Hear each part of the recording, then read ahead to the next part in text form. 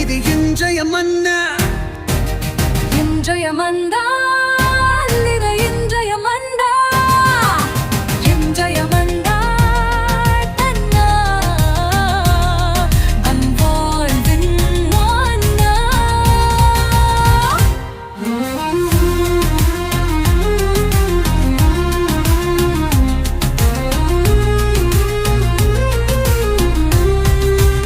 இயேசுவுக்கு பிரியமான அன்பு இறை உறவுகளே, நண்பர்களே, உங்கள் ஒவ்வொருவரையுமே சிறப்பாக இந்த புதிய நாளிலும் புதிய வாரத்திலும் சந்திப்பதில் மிகுந்த மகிழ்ச்சி. இந்த புதிய வாரத்தை இறைவன் நம் ஒவ்வொருவருக்கும் ஆசீர்வாதமாக கொடையாக கொடுத்திருக்கிறார். நன்றி கூறுவோம். அன்புக்குரியவர்களே, இந்த வாரம் முழுவதுமே இறைவன் நம்மை வழிநடத்த இருக்கிறார்.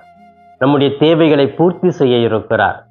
நம்முடைய துன்ப துயரங்களை கண்டு நமக்கு ஆறுதலாக இருக்க போகிறார் என்ற நம்பிக்கையோடு முக மலர்ச்சியோடு இயேசுவின் கரங்களை இறுக பிடித்து கொண்டு பயணிப்போம். நம்முடைய வாழ்க்கையில் பெரும் மகிழ்வை அனுபவிப்போம். அன்புக்குரியவர்களே, இன்று நம்முடைய தாயாம் திரு அவையானது ஆண்டின் பொது காலம் 29ஆம் ஞாயிறை தொடங்குகிறது. இந்த வாரத்தினுடைய மைய கருத்து என்ன என்று நான் தியானித்த பொழுது, முதல் வாசகம் திருப்பாடல், 2ஆம் வாசகம் நற்செய்தி, அனைத்துமே நமக்கு கொடுக்கிற உன்னதமான மைய கருத்து தொடர் ஜபமும் விடாமுயற்சியான நம்பிக்கையும் நம்முடைய வாழ்க்கையில் மீட்பை கொண்டு வருகிறது. ஆம் பிரியமானவர்களே, நமது வாழ்க்கையில ஜபம் எப்படி இருக்கிறது? ஒரு முறை ஜெபிச்சுட்டா முடிஞ்சு போச்சு, கிடைக்கல அப்படி விட்டுறோமா? இல்லை, தொடர்ந்து ஜெபிக்க வேண்டும். விடாமுயற்சியான நம்பிக்கையில் உறுதியாக இருக்க வேண்டும். அந்த நம்பிக்கையும் தொடர் ஜபமும் நம் மீட்பை அனுபவிக்க ஒரு பெரிய வழியாக இருக்கிறது என்று இன்றைய வாசகங்கள் அனைத்தையுமே நமக்கு அழகான ஒரு செய்தியை சொல்லுகிறது. எனது தனிப்பட்ட வாழ்க்கையில் நான் எப்படி ஜெபிக்கிறேன், எனது நம்பிக்கை எந்த அளவுக்கு இருக்கிறது, யார் மீது இருக்கிறது என்று நாம் தியானிக்க இதோ இந்த நேரத்திலே உங்களை அழைக்கிறேன். அன்புக்குரியவர்களே, சிறப்பாக ஒவ்வொரு வாசகங்களை நீங்கள் வாசித்தீர்கள் என்றால் அந்த வாசகங்கள் அனைத்துமே இந்த மைய கருத்தை வைத்துதான் அமைந்திருக்கிறது. இன்றைய முதல் வாசகத்திலே மோயிசன் மலை உச்சியிலே சென்று கைகளை விரித்து மன்றாடுகிறார். இதை நாம் விடுதலை பயணம் 17ஆம் அதிகாரத்திலே படிக்கிறோம். அப்ப எதற்காக அங்க போய் ஜபிக்கிறார் அப்படின்னு சொன்னா, அங்க இரு நாடுகளுக்கு இடையிலே சண்டை, போர் நடந்து கொண்டிருக்குது. அமலேக்கியருக்கும் இஸ்ரேல் மக்களுக்கும் போர்.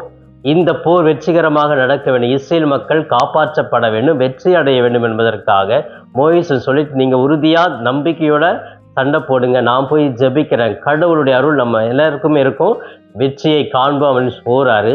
போயிட்டு கைகளை விரித்து எப்பெல்லாம் ஜபிக்கிறாரோ அந்த நேரத்துல இந்த இஸ்ரேல் மக்கள் வெற்றியை அனுபவிக்கிறார்கள். எப்பெல்லாம் அவருடைய கை ரொம்ப நேரம் கை நீட்டி ஜபிக்க முடியல அவரால், அப்படியே கை தளர்ந்து போகுது. அவர் கை தளர்ந்து கீழே வரும்பொழுதெல்லாம் அமலேக்கியர்கள் வெற்றி பெற்றாங்க, இஸ்ரேல் மக்கள் தோற்றாங்க. இதை உணர்ந்த அந்த இஸ்ரேல் மக்கள், ஐயோ மோயிசன் எப்படி ஜபிக்கிறான்னு தெரியல, நீங்க போங்க, போய் அவருக்கு துணையா இருங்கன்னு சொல்லிட்டு 2 பேரும் அனுப்புறாங்க. அவர் அமர சொல்லிட்டு 2 பேரும் 2 கையை அப்படியே விரிச்சு பிடிச்சிக்கிட்டாங்க. அவர் அப்படியே கையை விரிச்சுக்கிட்டு ஜெபிச்சுக்கிட்டே இருக்கிறாரு. இஸ்ரேல் மக்கள் வெற்றி அனுபவித்தார்கள். ஆம் பிரியமானவர்களே, இந்த முதல் வாசகமானது சிறப்பாகவே எப்படி நம்ம ஜெபிக்கணும், ஜபத்தினால் எவ்வளவு பெரிய வல்லமை உண்டு என்ற ஒரு பெரிய உயர்ந்த செய்தியை சொல்லுவதாக முதல் வாசகம் அமைந்திருக்கிறது. இன்றைய திருப்பாடல் 121 இதைத்தான் சொல்லுகிறது, விண்ணையும் மண்ணையும் உருவாக்கி ஆண்டவர் எனக்கு துணை. ஆமா, அந்த கடவுள் தான் நமக்கு துணையாக இருக்கிறார். அப்ப அவருக்கு தான் நம்ம ஜெபிக்கணும், அவர் மீது மட்டும்தான் நம்பிக்கை வைக்கணும், வேறு யார் மீது நம்பிக்கை வைக்க கூடாது என்று திருப்பாடல் ஆசிரியர் கூட அழகாகவே வெளிப்படுத்துகிறார். இன்றைய 2ஆம் வாசகம் 2 தீமோத்தி 3ஆம் அதிகாரத்திலே அழகாக சொல்லுகிறார், உங்களுடைய நம்பிக்கை எங்கிருந்து வந்தது, எதிலிருந்து வந்தது, யார் உருவாக்கியது? தொடக்கத்திலிருந்து நீங்கள் திருநூலை படித்து வளர்ந்து வந்திருக்கிறீர்கள் என்றால் அந்த நம்பிக்கையில் உறுதியாக இருங்கள். அப்ப யாருக்கு நம்ம சின்ன வயசுல நம்ம பிறந்திருப்போம் இல்லையா, ஞானஸ்நானம் பெற்று அந்த மறைக்கல்வியெல்லாம் படிச்சுட்டு வளர்ந்துட்டு வரோம். அப்ப இதுதான் நமக்கு உண்மையான ஒரு நம்பிக்கை. இது நம்ம நிலைத்திருக்க வேண்டும். இடையில யாராவது நம்மளை குட்டையை குழப்புவாங்க, நம்ம சிந்தனையை சிதறடிப்பாங்கல்ல, அவங்களுக்கு நம்ம முன்னுரிமை கொடுக்காம அதை கேட்டு அப்படியே வியப்படைந்து ஆமா இல்லை நான் ஏமாந்து போயிட்டேன்னு சொல்லாம இதுதான் நமக்கு அடித்தளம், அதை நாம் உறுதியாக இருக்க வேண்டும் என்று சொல்லி நமது நம்பிக்கையை உயிருள்ள இயேசுவின் மீது நாம் வைத்து நம்முடைய வாழ்க்கையில இவர் எல்லாம் பார்த்து கொள்ளுவார், இவரோடு தான் நான் இணைந்து இருப்பேன் என்று நாம் வாழ வேண்டும் என்றே சொல்லி திரு தூதர் அழகாகவே நமக்கு வெளிப்படுத்துவதை பார்க்கிறோம். பிரியமானது பவுலுடைய கருத்து இதுதான், அவருடைய வாழ்க்கையில் அவர் வாழ்ந்ததும் அப்படித்தான். பிரியமானவர்கள், நம்முடைய வாழ்க்கையில இந்த நம்பிக்கையில் உறுதியாக நிலையாக இருக்க வேண்டும் என்று சொல்லி அவரும் இந்த 2ஆம் வாசகத்திலே திமோத்திக்கு எழுதிய கடிதத்திலே விளக்குகிறார்.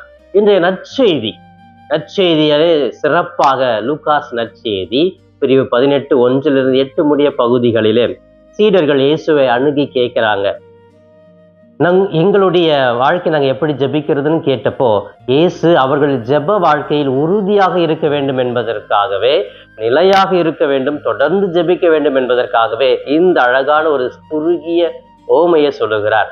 என்ன ஓமை அப்படின்னு சொன்னா, ஒரு நகரில் நடுவர் ஒருவர் இருக்கிறார். அவர் கடவுளுக்கும் பயந்தவர் அல்ல, மனிதருக்கும் நேர்மையானவர் அல்ல. அப்படி ஒரு கொடூரமான ஒரு நடுவர் இருக்கிறார். அதே நகரில் ஒரு கைம்பெண் ஒன்று இருக்கிறாங்க. அந்த கைம்பெண் விதவை இருக்கிறாங்க. இவர்கள் ஒரு நபரோட சண்டை, அவங்களுக்கு சரியான நீதி கிடைக்கல. இந்த நீதி கிடைக்க வேண்டும், நான் தான் நிரபராதி நேர்மையாளர் என்று அவர் வாழ்க்கையிலே அந்த வெற்றி அனுபவிக்க வேண்டும் என்பதற்காக அந்த நீதியற்ற நடுவரை நாடுகிறார்கள். தெரியும் இவர் உதவி செய்ய மாட்டாரு அப்படின்னு தெரிஞ்சும் அந்த விதவை அந்த கைம்பெண் அந்த நடுவரை நாடி சென்று கொண்டே இருக்கிறார்கள். அந்த நடுவர் பார்க்குறாரு, சரிம்மா நாளைக்கு வாங்க, அடுத்த நாள் வாங்க. ஏன்னா அவர் யாருக்குமே எதுவுமே செஞ்சது கிடையாது, நேர்மையாக இருந்தது கிடையாது. அவரும் அந்த கைம்பெண்ணை பல நாள் ஏமாத்திக்கிட்டே இருக்கிறாரு. இவங்களும் விட்ட மாதிரி கிடையாது. இல்லை எனக்கு நீதி கிடைக்கிற வரைக்கும் நான் அந்த நடுவரை நாடிக்கிட்டே தான் இருப்பேன், கேட்டுக்கிட்டே இருப்பேன்னு சொல்லிட்டு தொடர்ந்து கேட்குறாங்க. தொல்லையின் பொருட்டு ஐயோ விட்டா இந்த லேடி நம்ம சும்மா விட்டுடாது, தொடர்ந்து வந்துக்கிட்டே இருக்கும், இது எப்படியாவது தடை பண்ணணும், ஸ்டாப் பண்ணணும் அப்படிங்கிறதுக்காக சரிம்மா உனக்கு நான் தீர்ப்பு சொல்றேன்னு சொல்லிட்டு அந்த கைம்பெண்ணுக்கு சாதகமாக தீர்ப்பு சொல்லி அனுப்புகிறார். பிரியமானவர்களே, இப்படி நேர்மையற்றவர், கடவுள் மீது நம்பிக்கை இல்லாதவரே ஒரு மனிதனுக்கு நல்லது செய்கிறார் என்றால், கடவுள் நம்மை படைத்திருக்கிறார், நமக்கு தேவையான அனைத்தையும் ஒவ்வொரு நாளும் கொடுத்து கொண்டிருக்கிறவர். நம்முடைய தேவைகளை கடமைகளை எல்லாம் அவர் செய்யாமல் இருப்பாரா? அவர் நம்முடைய வேண்டுதல்களை செய்ய காலம் தாழ்த்துவாரா என்று இந்த நற்செய்தியானது முடிகிறது. எனவே அன்புக்குரியவர்களே, இந்த ஆண்டின் பொது காலம் 29ஆம் வாரத்தினுடைய 3 கருத்துக்கள் என்று பார்க்கிற பொழுது, கடவுளின் நீதியானது உறுதியாக அனைவருக்குமாக இருக்கிறது என்று சொல்லப்பட்டிருக்கிறது. 2வதாக, நம்முடைய ஜெப வாழ்க்கையில் நாம் தொடர்ந்து ஜெபிக்க வேண்டும் என்று சொல்லப்பட்டிருக்கிறது. கடவுள் மீது நம்பிக்கையை ஆழப்படுத்தி வாழ வேண்டும் என்று சொல்லப்பட்டிருக்கிறது. பிரியமானவர்களே, இந்த 3 கருத்துக்களை நம்முடைய வாழ்க்கையில நாம் இன்று தியானிக்க வேண்டும். கடவுள் நீதியானவர். மனிதர்களுடைய நீதி ஒரு சில நேரங்களில் தவறாக இருக்கலாம்.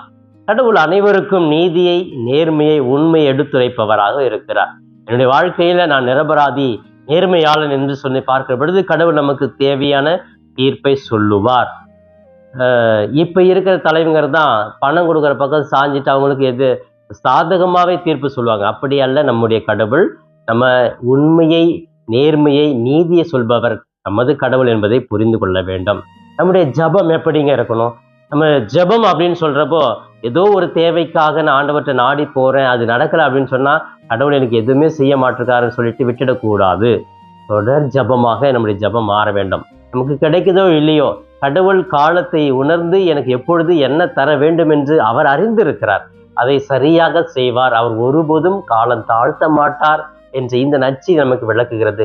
நம்முடைய சார்பாக நாம் தொடர்ந்து ஜெபித்து கொண்டே இருக்கணும். தொடர் ஜபம், ஆண்டவரே எனக்கு கொடுப்பீர், எனக்கு கொடுப்பீர் என்று நேர்மறை எண்ணங்களோடு நம்முடைய ஜபம் அமைந்து அதை நாம் பெற்றுக்கொள்ளும் வரை தொடர்ந்து ஜெபிக்க வேண்டும் என்றே ஆண்டவர் இயேசு நமக்கு வெளிப்படுத்துகிறார். ஆனால் ஒரு ஜப வாழ்க்கையில தோய்வு என்பது நமக்கு ஏற்படக்கூடாது. உறுதியாக நம்பிக்கையாக தொடர்ந்து ஜெபிக்க நம்மை அழைக்கிறார். அதே போல நம்பிக்கை மிக மிக முக்கியம். பாருங்க, பவுல் அந்த நம்பிக்கையை பற்றி தான் சொல்றாரு. நம்பிக்கையில தளர்ந்து போயிடாதீங்க, அதுதான் உங்களுக்கு வாழ்வை கொடுக்கிறது. நற்செய்தியில் ஆண்டவர் சொல்கிறார், இறுதியில நீங்கள் நம்பிக்கையோடு கேளுங்கள், உங்களுக்கு கொடுக்கப்படும். நம்பிக்கையோடு இறுதியாக ஆண்டவரை பற்றி கொள்ளுங்கள், உங்கள் வாழ்க்கை அனைத்தையும் பெற்றுக்கொள்ளுவீர்கள். முதல் வாசகத்துல மோயிஸ் அப்படித்தான் நம்பிக்கையோடு கரங்களை விரித்து ஜெபிக்கிறாரு, எனக்கு கடவுள் கொடுப்பார் அப்படின்னு அந்த நம்பிக்கையில் இருந்தார். அந்த நம்பிக்கை தான் ஜபமாக மாறுகிறது. இந்த நம்பிக்கையெல்லாம் நம்ம ஜெபிக்க கூட முடியாதுங்க. அப்ப நம்முடைய வாழ்க்கையில ஜெபமும் தேவை. அந்த தொடர் ஜெபம் எப்படி இருக்கணும், எப்பொழுது மாறும் அப்படின்னா, நம்பிக்கை இருக்கிற பொழுது. யார் மீது நம்பிக்கை? கடவுள் மீது நம்பிக்கை. இந்த வாரத்திலே சிறப்பாக இந்த கருத்துக்களை உள்வாங்கி நான் தொடர்ந்து ஜெபிப்பேன், கடவுள் மீது மட்டும் நம்பிக்கையை உறுதியாக பாறை மீது கட்டிய அந்த அறிவாளியை போன்று நமது நம்பிக்கையை நங்கூரமாக இயேசுவின் மீது வைப்போம். நம்முடைய வாழ்க்கையில் மாற்றத்தை அனுபவிப்போம். இப்பொழுது கண்களை மூடி ஜெபிக்கலாமா? எங்களை நேசிக்கும் எங்கள் தாயும் தந்தையுமான இறைவா, உம்மை போற்றுகிறோம், வாழ்த்துகிறோம், ஆராதிக்கிறோம், நன்றி கூறுகிறோம். இந்த புதிய வாரத்துக்காக நன்றி ஆண்டவரே. இந்த வாரத்தில் நாங்கள் நினைப்பது நடக்காதா? எங்கள் கண்ணீர் துடைக்கப்படாதா? எங்கள் வியாதி குணமாகாதா? இந்த வாரத்திலாவது நாங்கள் வீடு கட்டுகிற அந்த செயல் நல்லபடி நடக்காதா? எங்கள் கடன் பிரச்சனை தீர்ந்து விடாதா? இதோ தீய பழக்கத்திலிருந்து எனக்கு விடுதலை கிடைக்காதா? குடி போதையிலிருந்து எனக்கு மீண்டும் நான் வாழ முடியாதா?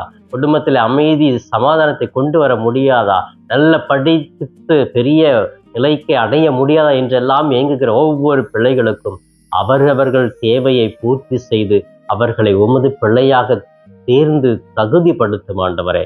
இதோ இன்றைய மன்னா என்ற இந்த நிகழ்ச்சியை பார்த்து ஜெபித்து கொண்டிருக்கிற ஒவ்வொரு பிள்ளைகளையுமே தொட்டு குணப்படுத்துவீராக, ஆசீர்வதிப்பீராக.